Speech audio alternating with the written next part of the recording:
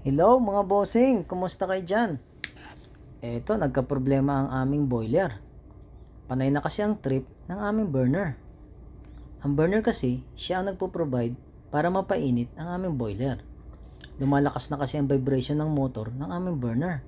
Kaya kailangan palitan na ng bearing.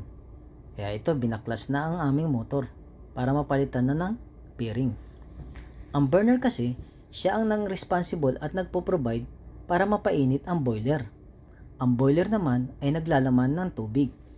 Kapag na-reach out na ng temperature at mapakulo ang ating boiler, siya naman ang tinatawag na steam or singaw.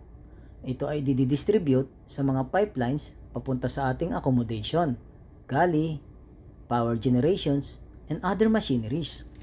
Ang machinery, siya namang nagbibigay ng electricity sa barko. Siyempre, hindi pwedeng mawala ng electricity sa barko. Napaka-importante ng communication, business, at other transactions sa barko. Kaya kailangan maibalik na kaagad ang ating combustion ng burner. So luckily, ito nga, nagkaroon na ng combustion ang ating burner.